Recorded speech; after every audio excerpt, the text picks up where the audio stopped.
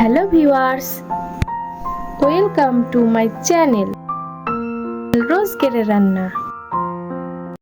আজ করেছি fried rice chicken কষা। আপনারা ভাবছেন ফ্রাইড রাইস রান্নাটা খুবই কঠিন। আমি আজ সহজ পদ্ধতিতে আপনাদের রান্নাটা করে দেখাচ্ছি, দেখলেই রান্নাটা শিখে যাবেন।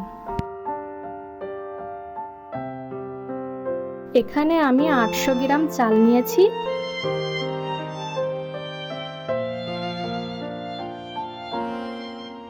এবার ভালো করে ধুয়ে 1 ঘন্টার জন্য রেখে দেব।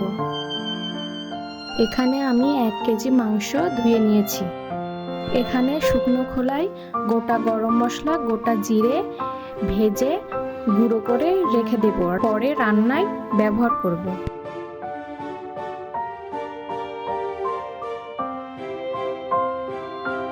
তেল গরম হয়ে গেছে, এবার মাংসের জন্য আলুটা আমি ভেজে নিচ্ছি।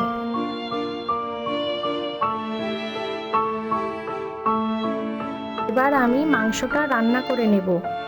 ফোড়নে দিচ্ছি গোটা গরম মশলা, শুকনো লঙ্কা, গোটা জিরে, পেঁয়াজ কুচি।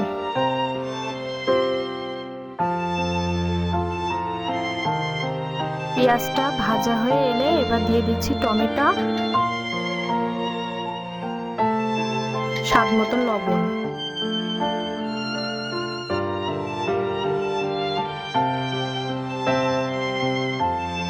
এখানে আমি আদা, রসুন, শুকনো লঙ্কা, গোটা জিরে মিক্সারে পেস্ট করে দিয়ে দিচ্ছি। মশলাটা কিছুক্ষণ কষিয়ে নেব। এবার অল্প মশলা ধোয়া পানি দিয়ে দিচ্ছি।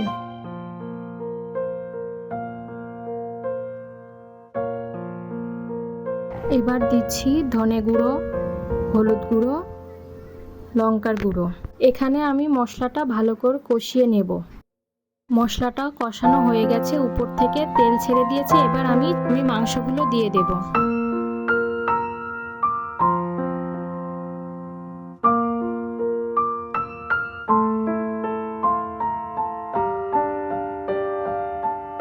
মাংসটা কিছুক্ষণ নাড়াচাড়া করে এবার ঢাকা দিয়ে রেখে দেব।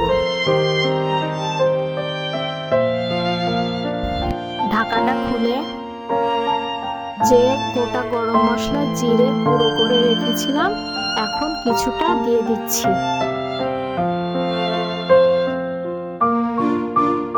এবার দিচ্ছি আলু, এবার দিচ্ছি পানি।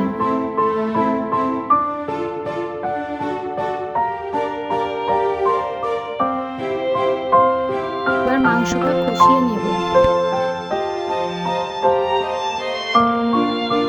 মাংসটা কষানো হয়ে গেছে, এবার দিয়ে দেবো গরম পানি। যতটা ঝোল রাখবে ততটা পানি দেবে। যে আমার রান্নাটা হয়ে গেছে, যে বাকি গুঁড়ো মশলাটা ছিল সেটা উপর থেকে এখন দিয়ে দিচ্ছি। এখানে ভাতের জন্য একটা হাঁড়িতে পানি বসিয়ে দিচ্ছি। এর ভিতরে দিচ্ছি গোটা গরম মশলা, তেজপাতা। যে চালটা ভিজিয়ে রেখেছিলাম সেটা দিয়ে দিচ্ছি। এটা ঢালার পরে দিয়ে দিচ্ছি লবণ। আমার ভাতটা হয়ে গেছে, আমি 80% সিদ্ধ করে নিয়েছি। ভাতটা নামিয়ে নেব। এবার আমি এই সবজিগুলো কেটে নেব। এবার সবজিগুলো কেটে নিয়েছি আর নিয়েছি কিছুটা কাঁচা লঙ্কা কুচি। এটা গরম হয়ে গেছে, দিয়ে দিচ্ছি গোটা গরম মশলা। পরে দিয়ে দিচ্ছি গাজর,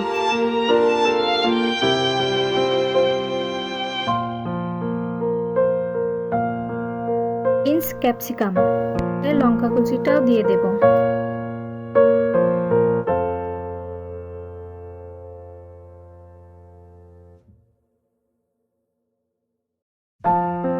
এখন দিচ্ছি লবণ।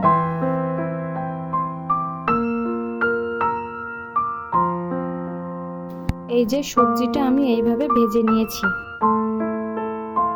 এবার আমি একটা বড় পাত্রে ভাত আর সবজিটা সাজিয়ে নেব।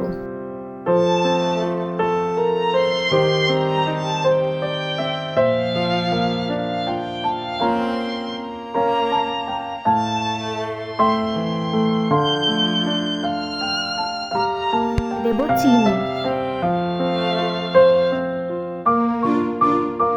এবার দিচ্ছি কিছুটা গুঁড়ো দুধ।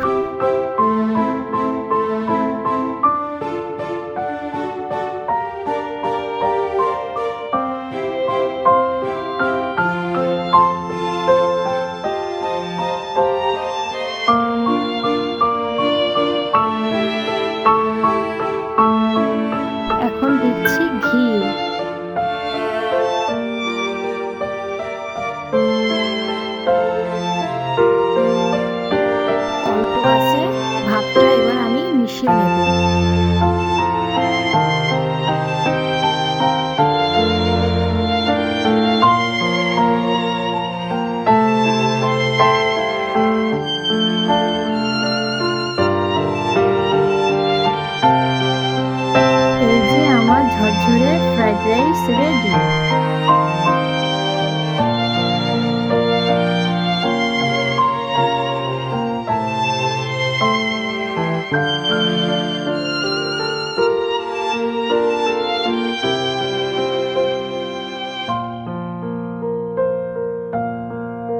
এই দেখেন ফ্রাইড রাইস আর চিকেন রান্নাটা প্লেটে সাজিয়ে নিয়েছি।